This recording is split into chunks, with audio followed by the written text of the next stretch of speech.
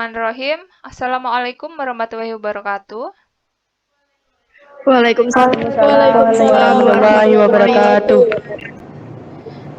Nah, kalian hari ini sehat semuanya? Alhamdulillah sehat, Bu. Alhamdulillah baik. Untuk mengawali kegiatan pada pagi hari ini, silakan salah satu untuk memimpin doa. Doa mulai. Doa selesai. Untuk mengakrabkan kita perkenalan dulu ya. Perkenalkan, nama saya Nandini Febrianti,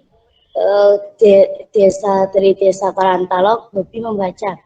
Kalisa Putri Syarani, Dusun Kapangsari Petarukan, hobi membaca. Dilanjut untuk Salsabila. Salsabila Sarawijaya, Desa Widodaren, hobi berenang. Dilanjut Mbak Raras. Saya Raras Nailava, Desa Cipet Selatan, hobi menyanyi. Lanjut ke Novia. Saya Novia Susanti, Desa Muncang, hobi memasak. Lanjut ke Aisyah. Kegiatan bimbingan kelompok ya. Ada yang tahu nggak bimbingan kelompok itu apa? Nggak tahu, Bu. Nggak tahu. Berarti sebelumnya belum pernah melakukan bimbingan kelompok? Belum pernah. Oke, kalau belum pernah, Bu Lita akan menjelaskan dulu dari bimbingan kelompok ya. Bimbingan kelompok itu salah satu layanan BK ya, ada layanan ilmu sharing-sharing dengan topik yang nantinya akan kita bahas di sini ya. Manfaatnya dari bimbingan kelompok itu tadi ya, untuk kita berbagi ilmu, menambah wawasan, kemudian kita juga bisa melatih rasa percaya diri dengan kita berpendapat di sini ya. Ada asas-asas yang digunakan, asas kesukarelaan ya. Di sini berarti kalian sukarela untuk mengikuti kegiatan bimbingan kelompok ini, tidak ada paksaan ya. Asas keterbukaan. Terbuka dalam mengungkapkan pendapat kalian, tidak ada rasa malu, tidak ada rasa canggung ataupun apa. Kalian harus terbuka ya, harus ada asas kegiatan. Maksudnya berarti kalian mengikuti kegiatan bimbingan kelompok ini dari awal sampai akhir kegiatan. Dalam pelaksanaan bimbingan kelompok ini, ya nanti masing-masing anggota dalam bimbingan kelompok secara bebas dan sukarela berbicara ya saat kegiatan ini berlangsung. Dengarkan dengan baik bila ada anggota kelompok yang berbicara. Ketika kalian ingin mengungkapkan pendapat, kalian bisa raise hand dulu ya. Bisa dipahami ya? Bisa. Untuk mencairkan suasana biar nggak pada tegang nih, kita bermain dulu. Pada suatu hari, Mbak Nandini, Ada seekor kambing Yang di kebun sedang memakan rumput. Lalu dia kehausan. Kemudian dia pergi ke sungai Untuk mencari minum. Terus sungainya kering, jadi nggak diminum.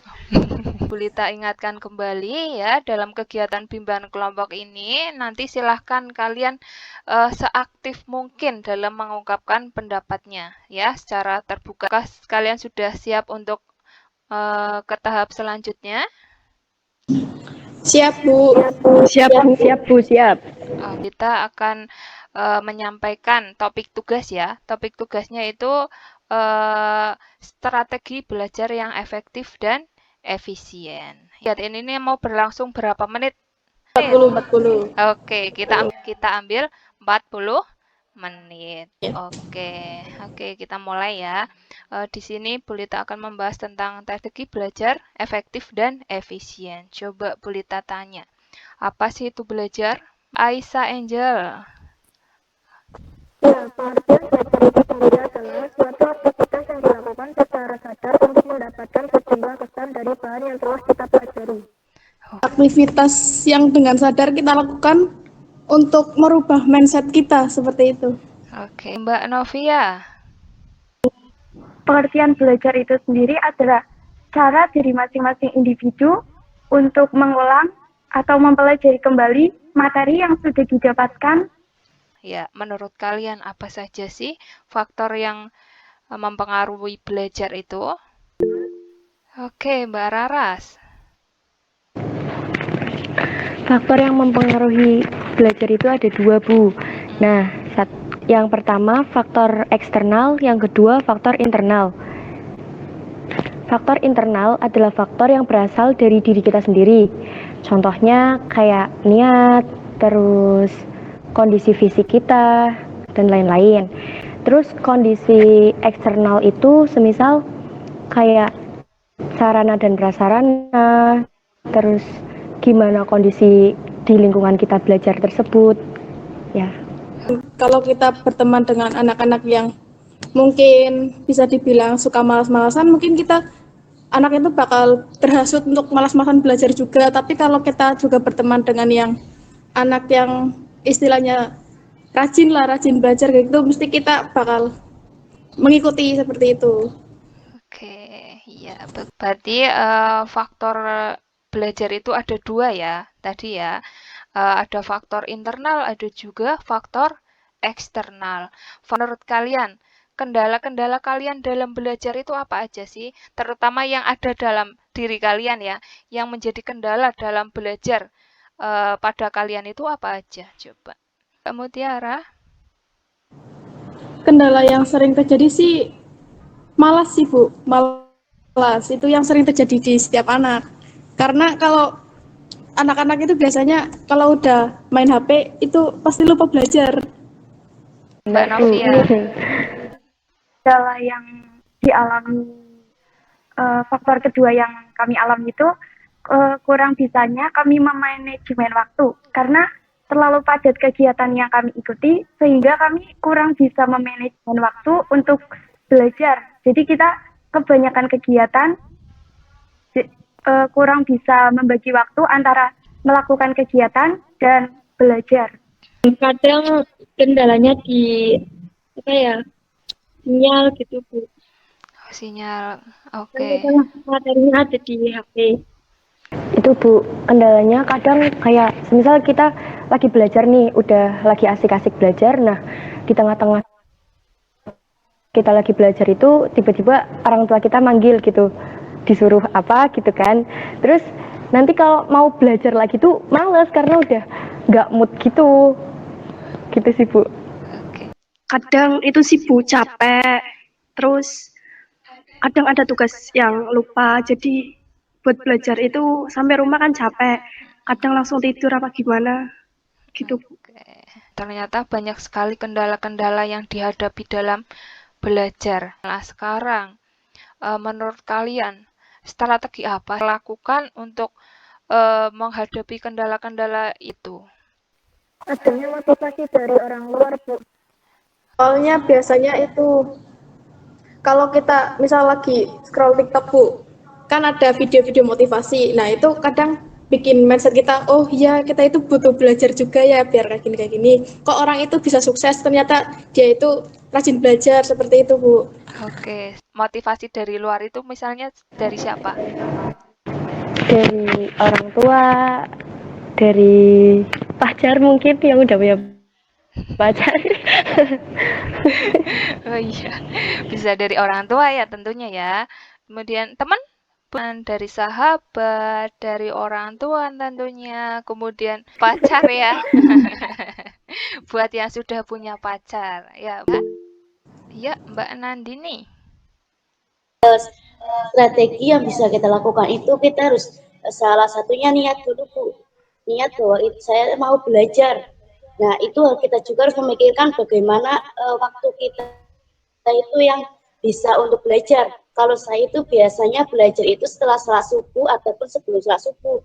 Itu otaknya itu biasanya cepat masuk dan itu di rumah itu kondisinya sepi karena kadang masih ada yang masih tidur dan belum ada yang beraktivitas gitu. Ya.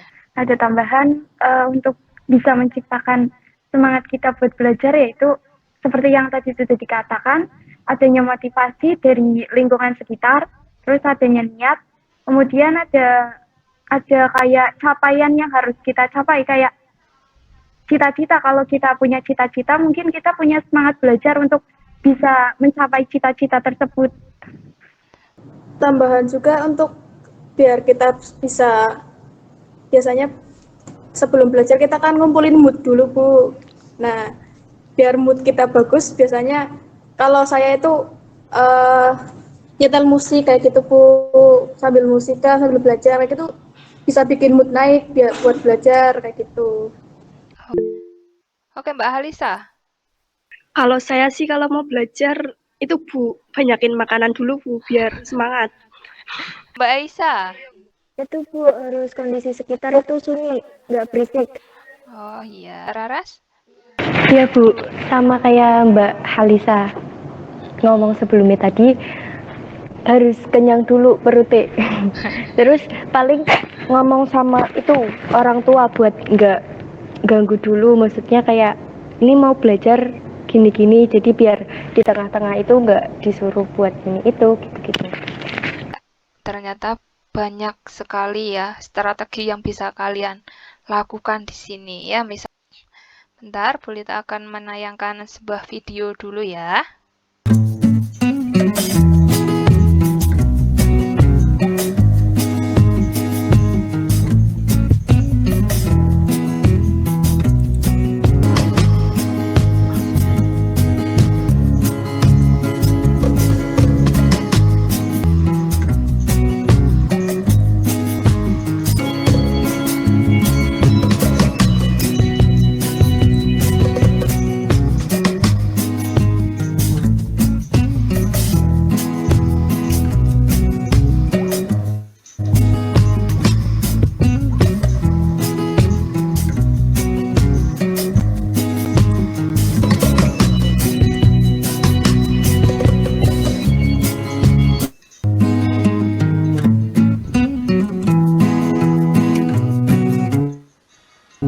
Videonya ya tentang strategi belajar yang efektif dan efisien. Belajar kelompok.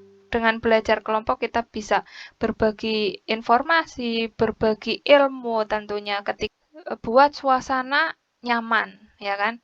Buat suasana nyaman. Mungkin kenyamanan dari masing-masing individu kan berbeda-beda.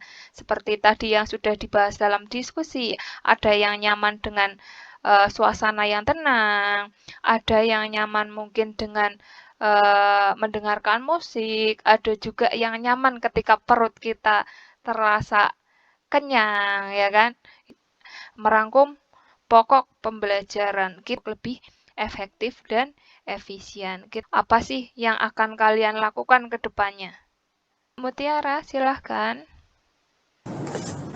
Mungkin untuk kedepannya saya akan lebih giat lagi Bu untuk belajar, dan karena sudah mengetahui cara belajar yang efektif dan efisien ini mungkin bakal diimplementasikan biar lebih semangat lagi belajarnya seperti itu Bu. Waktu diskusi kita, waktu bimbingan kelompok ini akan segera berakhir nih. Duh, sedih sekali padahal masih pengen sharing-sharing ya. Ya, oke. Untuk itu coba kesan-kesan yang bisa kalian ambil dari kegiatan bimbingan kelompok ini. Kesan-kesannya apa? Coba Mbak Raras ya. Kita jadi ngerti gitu loh Bu, apa yang dialamin teman-teman kita ketika belajar juga, apakah sama kayak kita atau enggak gitu-gitu. Dengan adanya bimbingan ini bisa memotivasi kita untuk lebih semangat lagi dalam belajar. Setelah kegiatan bimbingan kelompok ini berakhir ya, Bulita minta tolong kalian untuk mengisi link LKPD dan link evaluasi hasil. Ya, nanti linknya Bulita bagikan ke grup WA. Link LKPD ya. Di sini tidak akan mempengaruhi nilai kalian. Evaluasi hasil. Ini ya. Di sini kalian cukup klik ya. Pilih sangat sesuai, tidak sesuai, atau sangat tidak sesuai. Kali kita adakan kegiatan seperti ini lagi ya. Mungkin secara live, secara langsung ya. Atau juga kalau misalnya itu bisa dilakukan secara daring juga seperti ini. Dengan tema yang lain ya, gitu ya. Karena waktunya sudah habis, silahkan Mbak Mutiara untuk memimpin doa dulu untuk mengakhiri kegiatan kali ini. untuk mengakhiri kegiatan pada siang hari ini, alangkah baiknya kita berdoa. Berdoa mulai. Berdoa selesai. Oke, terima kasih atas waktunya. Semoga pembimbingan kelompok ini bisa bermanfaat buat kita semua ya. Kita akhiri. Wassalamualaikum warahmatullahi wabarakatuh. Waalaikumsalam Waalaikumsalam warahmatullahi wabarakatuh.